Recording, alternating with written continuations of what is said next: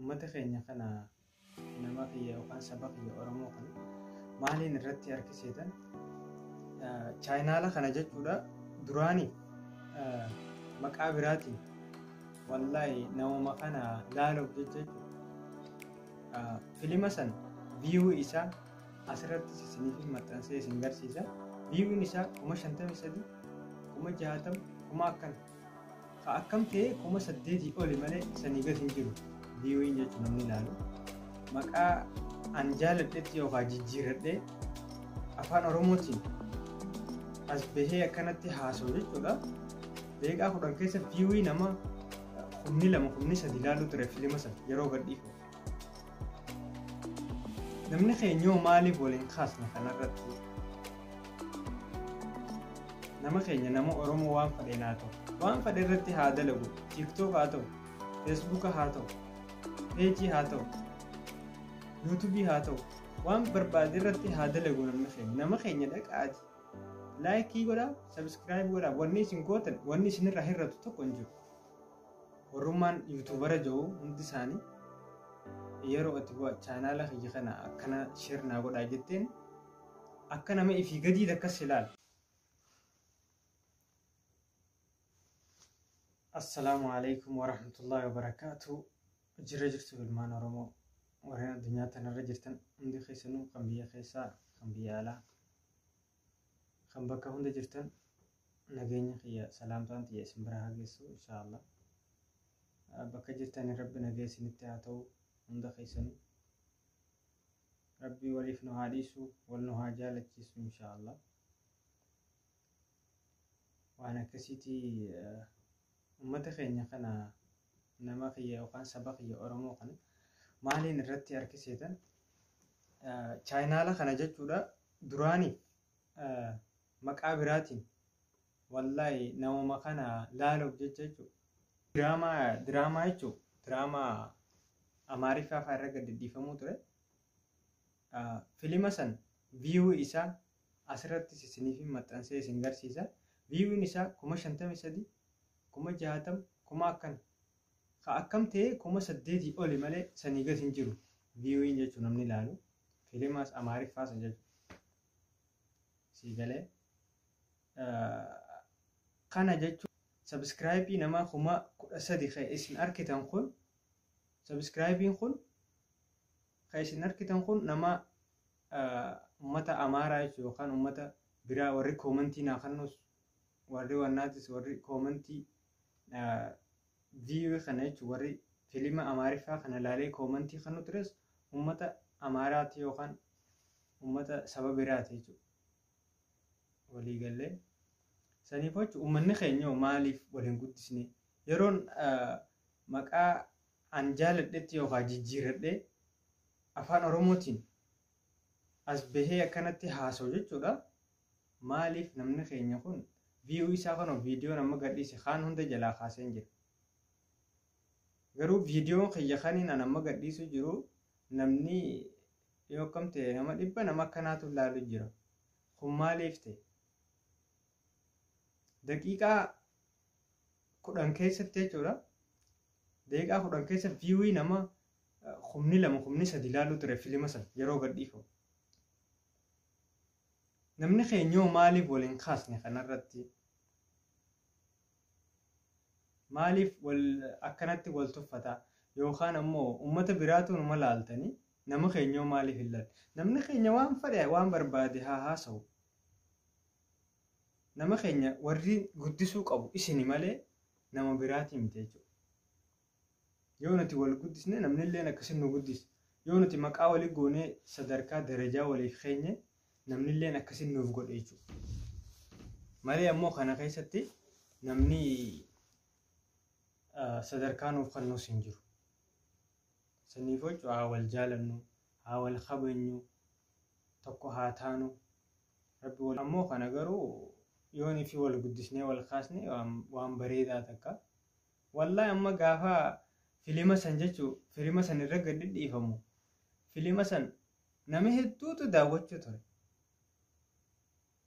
Hayyeegaa namni fardii ijoollee mana hidhaa ijoollee teenya tasootii tana jirturra namni hanga isaanii kana nama irraa dubbatu nama waa xiqqisho takka namni ilaala.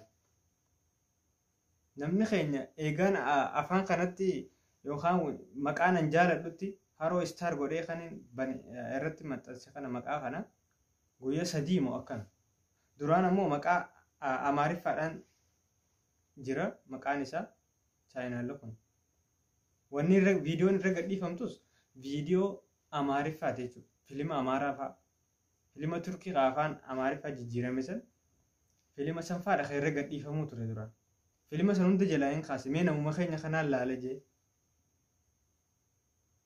Namni keenya ammoo kunoo sabskraayibiin kiyya 13,000 namni laalu nama 100 fa'aadha. Kun maaliif ta'uu ta'e yoo wal guddisne yoo nuti wal jaalanne eenyu kanuuf wal kaasu. Nama keenya nama Oromoo waan fedheen haa ta'u waan fedhe irratti haa dalagu. TikTok haa ta'u, Facebook haa ta'u, peejii haa ta'u, YouTube haa ta'u waan barbaade irratti haa dalagu namni keenya. Nama keenya dhaqaati. Laayikii godhaa, subscribe godhaa. Wanni isin gootan, wanni isin irraa hir'atu tokko hin jiru. Yoo subscribe tuite wanni isin irraa hir'atu hin jiru. Laayikii yoo tuites wanni isin irraa hir'atu hin jiru. Garuu viidiyoo namaatiif abbaa chaayinaalaatiif ni guddata. Ati ammoo wanni isin irraa hir'atu hin jiru. Laaluun sirraan oolle ijaan laaltee bira kutu. Yoo laayikii gooteefoo, subscribe yoo gooteefoo maal? Waan biraatu nama goote bara. Akkasitti rabbi waliif nu haa galchu. Yoo wal jaalanne bareedaa na fakkaata. Wallaahi hedduu takka nama dhiba bas. Gaafa ammoo Amaariffaa maqaan kun maqaa qubee Amaariffaatii fi wannaan jiru jechuudha. Nama hedduutu daawwachuu turan sin jedhe. Suuraan tiyya yookaan footoon tiyyaa asirra jirtu. Chaayinaala kanarra. Footoon irra jirtu footoo biraati. Maqaanis maqaa biraati. Wanni viidiyoon irra gadhiifamtus viidiyoo viidiyoodhaas viidiyoo tiyya. Ijoollee teenya tamana hidhaa Saudi Arabiyaa keessatti rakkachuu jirtu. Tanafarraa fa'aa haasa'ee yeroon gadhiisu jechuudha. Namni ilaalu nama 100 takka akkan. Saniifuu yoon ifi sheer nu gootanii, laayikii nuuf gootanii, chaayinaala keenya subscribe yoo gootan waan bareeda. Wallaahi namni subscribe 13,000 kana godhe irra guddaan uummata Amaaraati. Uummata Amaaraati namni chaayinaala 13,000 kana godhe waan ajaa'iba isinitti ta'u.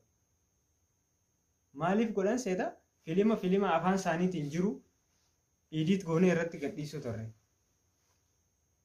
Hayyeegaa gisee nuti nama keenya wanni kun waan keenya jennee maqaa keenya irra banannee haroo istaar jennee irra banannee wanni kun 13,000 kanama isin arkitan kana mee namni keenya haa gammadee nuuf godhu jennee waan kana irratti isiniif maqaa keenyatti haroo istaar jennee baasne viidiyoo irratti daldaleena jennee amma booda as baan waan hundaan hojjetu waan daangaa hin darbine waan safuu hin darbine waan safuu nama hin geessine jechuudha. Kana irratti daldaleena jenneetiti maqaa keenya nama arkitan hundasaa subscribe godhaaf, like godhaaf, share godhaaf yoo nuti walii goone wal guddisne namni illee akkasii wal guddata. Amma filimni nan duraan irra gadhiisuu ture kun filima Amaariffaa waan ta'eef namni koomentii kanatu uummata Amaaraa kan laayikii godhu uummata Amaaraa. Laayikii kun akkuma meeqa? Akkuma takkaa jira. 700 fi wayiifaa jira. Kana jechuun maaliif ta'uu ta'e? Namni keenya maaliif akkanatti wal bira dhaabbatee waliin gargaarre? Waan fedhe haa dalagu namni keenya. Yoo jaalachuullee baattan nama takka Oromoo ta'uusaa arkitee miti. Fadhu sirba haa dalagu, fadhu nashiida haa baasu, fadhu hadiisa haa baasu, waan fedhe haa ta'u nama kee taatee miti. Godhiif laayikii wanni sirra hir'atu tokko hin jiru. Subscribe godhi. Yoo ati hin goone eenyu haa godhu? Ati immoo waan irraa hir'isettee yoo dhiistifaa malee wanni sirra hir'atu tokko hin jiru. Shabakaan ati fayyadamtu ittuu fayyadamu jirta. diraamaa fi waan biraa uummata biraatu ilaaluma jiru. Viidiyoo nama keetiiti yoo hin laalle daqiiqaa takka illee ilaaltee daqiiqaa takka ilaaltee sabskiraayibii gootee fi yoo biraa deemte waan bareedaa. Namni keenya duba maaliif kana hunda dagate? Kun ta'uu hin qabu. Wallaahi kun ta'uu hin qabu. An wanni ajaa'iba hedduu natti ta'u keessaafuu nama keenya warrummaan yuutuubara jiru hundi isaanii yeroo itti chaanaala kiyya kana akkana sheer naa godhaa jetteen akka nama ifii gadii takkas ilaala. Si dura chaanaala banatee sabskiraayibiin isaa si ollee guddatu waan sirra guddaanii takka hin qabu. Ammoo ifii gadi si ilaala akka nama tuffii takka nama hedduu takkaan dubbisee arkeessa. Saniifuu warri nama dura jirtanis nama keessan ol kaasaa. Kan lafaa dhufu jiru ol kaasaa.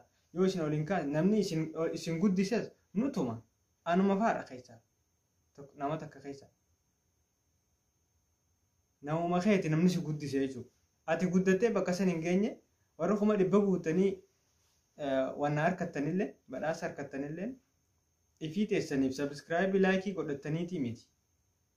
Kan bakka guddaa kana geessan namuma keeti isin godha.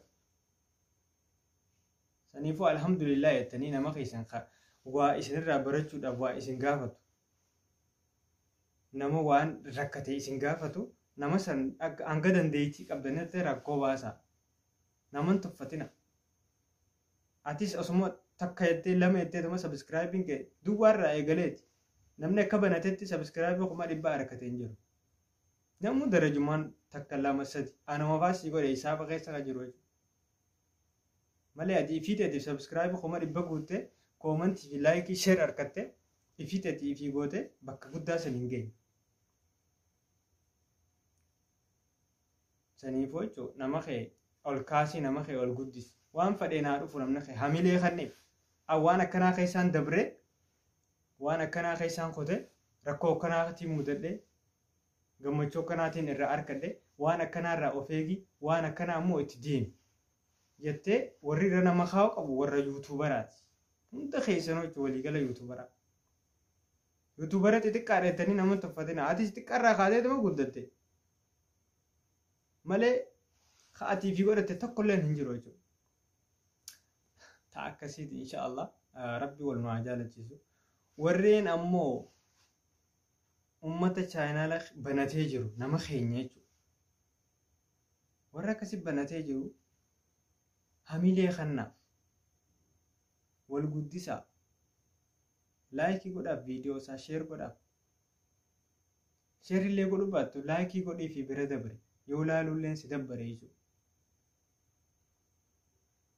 Namni keenya kun hangam takka akkanatti wal tuffataa yookaan wal jibba jechuudha.